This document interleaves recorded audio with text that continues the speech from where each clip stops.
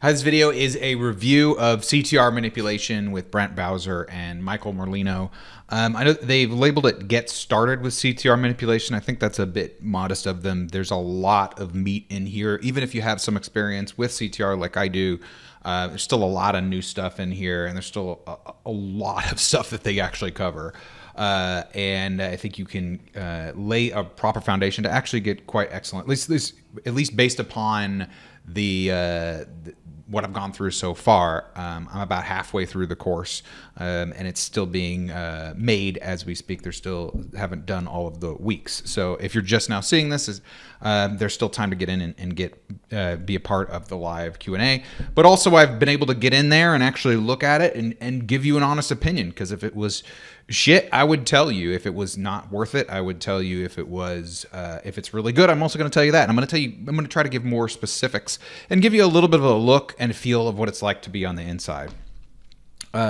So kind of the structure of the course you can see right there. Those are the live sessions. And okay, so let me talk first about Mike and Brent. I don't know Brent that well. I've seen him in various places. Seems like a really nice guy. Have a very strong, I think, BS detector, and I don't get any BS from either of them. And the many times I've heard them talk to them, especially Mike. I do know Mike. I met him at the SEO at the Beach event this February in 2022, and spent a lot of time with him. And I really feel like he gives it to you like he sees it, and you're not gonna get.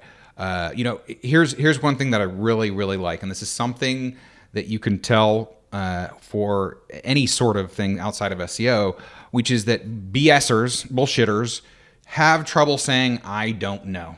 All right, but people who are secure in themselves, who are badasses, don't have a problem saying I don't know. And this might sound a little like the opposite of what you'd want, because you want them to know stuff. But it's not that they don't know stuff. It's not that they say I don't know to everything. It's that there is so many different things in SEO to know, so many different angles to look at this, that no one can know it all. I've met over the last decade lots of people who have been really good at SEO, and every single one of them that is not a bullshitter is able to say I don't know, because there's different avenues, there's different angles to look at it.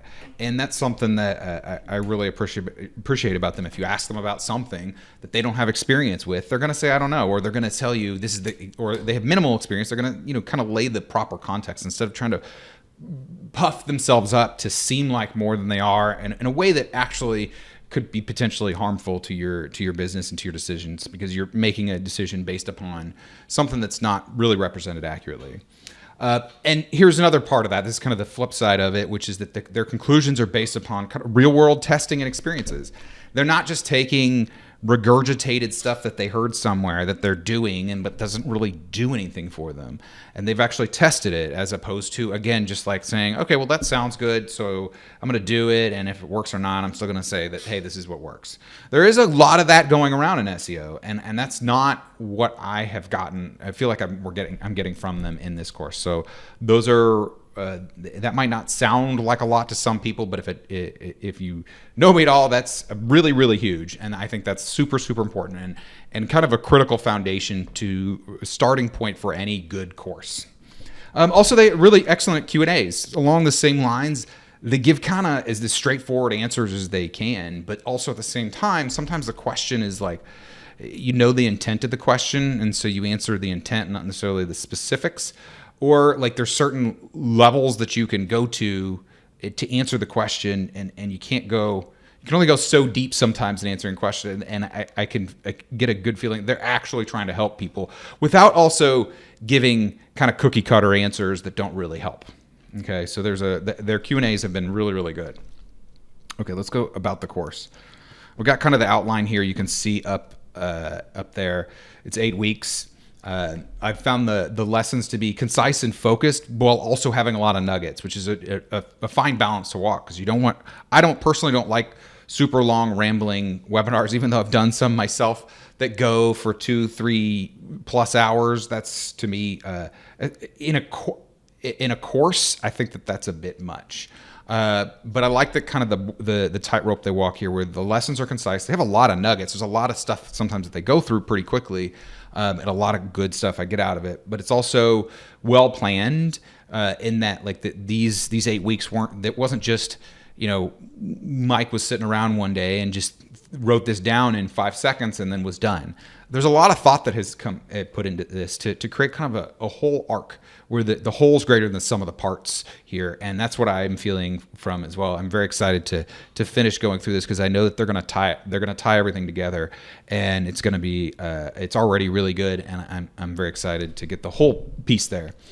Each one has replays. I'm pretty sure you're going to have unlimited access to those replays, again, based upon real world testing, and they give some of that data. So what I mean by that is that they show some examples of, okay, here's an engagement SEO. I'm going to call it engagement instead of CTR because I think that's a little bit more accurate. Here's an engagement case, or here's where, like in this specific case, here's the data we got from this engagement. Here's where we found that data, and here's what this means. And here's what, do we like this? Do we go more here, less here, stuff like that. There's a lot of real specific stuff. It's not just theory. I sometimes I think a just theory course is fine if that's kind of in some cases, but in general, I think that it's much more powerful if you can include actual real world data in your courses, especially on SEO. That it's like, hey, I did this specific scenario, I had this specific scenario, and then I did this, and this is the end result, or this is kind of the ongoing result, is extremely valuable. And this is probably one of the key pieces that isn't going to sound like a lot, but it's actually critical to this because there's engagement, not just SEO. There's a bunch of things to do, but in engagement, there's a whole host of different ways to go about doing this. And so it seems to me like one of their major objectives isn't to just like tell you, here's the exact recipe. You do this every single time for every single project, and you're always going to get results. That doesn't really make sense because all the SEO projects are highly contextual, and there's all sorts of different scenarios. What they do teach you, what they do seem to be working really well towards already, and I expect to get even further along this, is for me and anybody else in the course to be able to look at their unique SEO project situation and figure out, okay, what sort of engagement type stuff can I do that will actually help me rank? Because in some situations, doing A is going to help you, and in other situations, doing A is going to kill you, right? And same thing for flipped for any number of situations, or it's a combination of factors. And sometimes you already have this one factor, or sometimes you really need to develop that one factor, at least in kind of an artificial way. This works for maps and non-maps. So I know he gave a GeoGrid up here.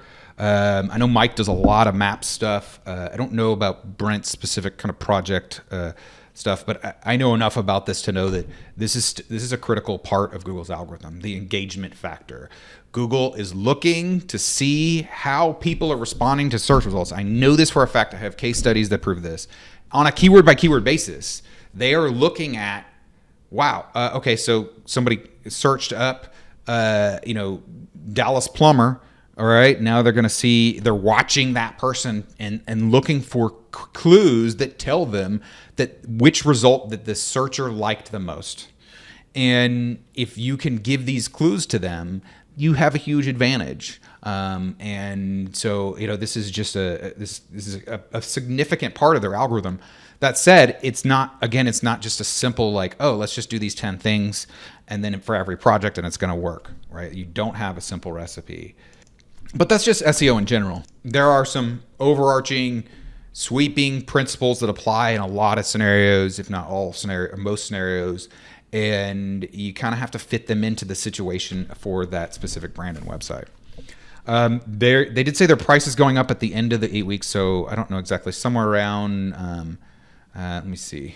I'm going to say mid-June 2022. So I don't know exactly when they'll raise the price, but that's a rough time.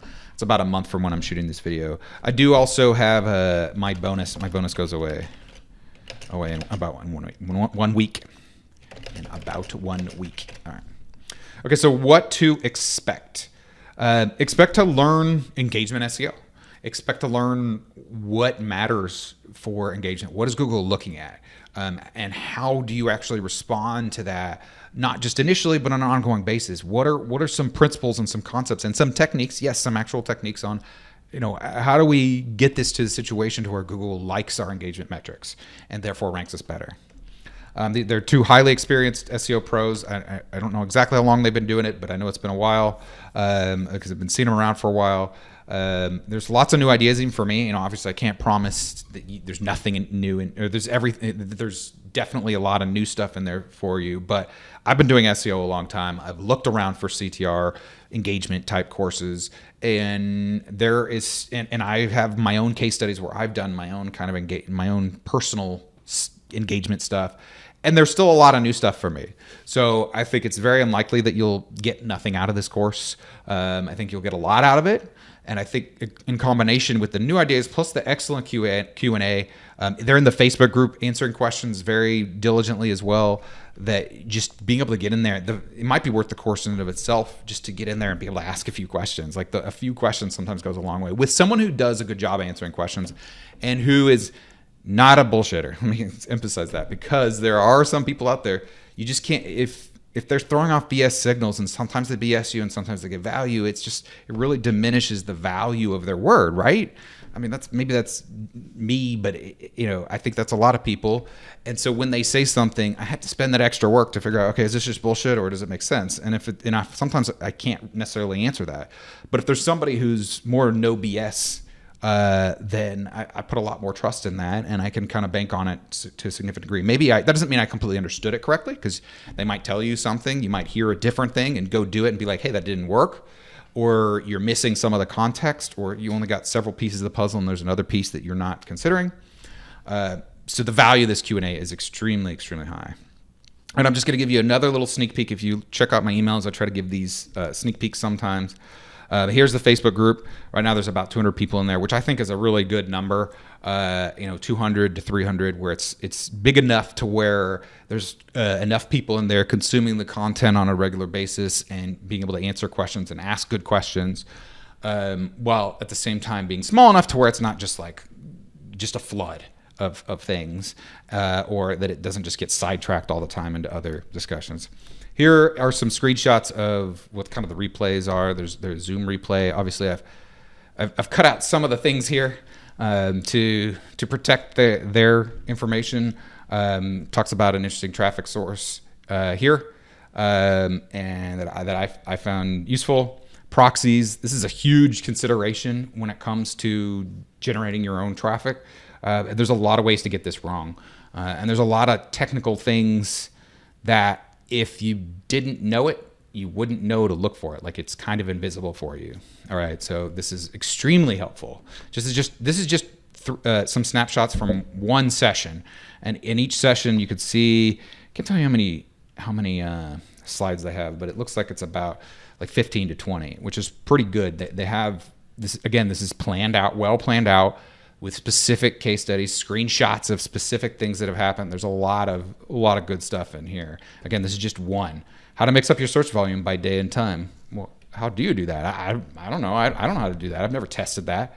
They have, right? So this is something that it's going to be, even if you are already doing engagement SEO, or if you think you already know how to do it, there's going to be some value in here in helping you kind of see things from different people's angles. But also, if you don't know anything, it's going to give you a pretty good roadmap for specific scenarios or specific parts to your scenario. It's like, how do you mix it up? This isn't everything with regards to engagement SEO, but it is a significant question, just like proxies. It's not everything, but it's a significant question. If you're not doing proxies, then you're not really...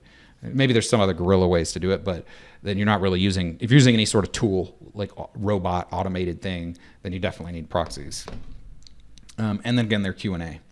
All right, so my unique bonus, last but not least, buy through my link by May 23rd, 2022. Here, let me actually paste that link in here. Okay, ddd.link/CTR course. Should be pretty simple. You can just type it in. I'll put a link to it below or above or wherever this video, various places it can be found, or you can just type it into your browser right now. Open a new window first. Don't leave this video. We're almost done here.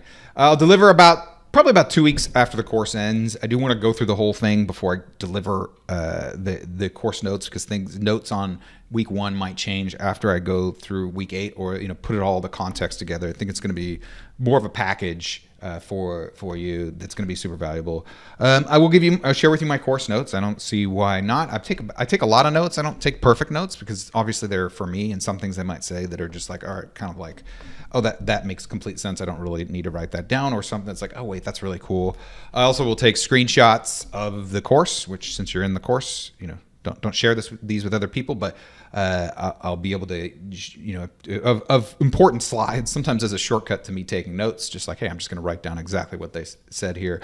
Of some of the back end stuff, some of the specific data, I think is extremely valuable, and just to have as a reference point. I'm also going to kind of process the course. I always take at the end the course notes of something, and I boil it down into like a Cliff Notes version usually, or sometimes there's 1 or 2 or 3 versions of it. Sometimes there's like a checklist version of an action list, or sometimes maybe there's like 2 or 3 different scenarios, and that's the checklist. And then sometimes it's more like, okay, a high level notes version. And that I think is extremely valuable as well, to kind of give an outline for what's happened. And a lot of times I refer back to these notes, and it's quite useful. And then I'm going to take the CTR stuff that I learned here, and I'm going to build systems and combine it with my own knowledge of CTR. And I'm going to share my version 1 and version 2. Now, this is basically going to be simple checklists. Okay. I use OneNote for my systems. I know most people don't. But it's going to be a simple checklist that you can put anywhere you want. And I'll give it to you the first version, and then maybe a month or 2 later, not maybe, but a month or 2 later, I'm sure that the systems will have been upgraded, and I'll give you my version 2. So the version 1 will be about 2 weeks after the course ends. Anyway, so if you have any questions about this, please shoot me an email or give me a message, or you can put a comment below in the YouTube video. That's great. I'm happy to do that. If you like this video, like it. Check out the course if you do SEO at all. I think it applies to pretty much every SEO project that I can think of. This is a factor. This is a huge factor in Google's algorithm engagement. And so then there's a lot to learn in here that I haven't found anywhere else. Very unique. Honest guys, really trying to help people out. And I get a little bit of a kickback if you buy through an affiliate commission, if you buy through through my link. So go ahead and check it out. I think it's a great course, and let me know what you think. Have a good day. Thanks for watching. Bye.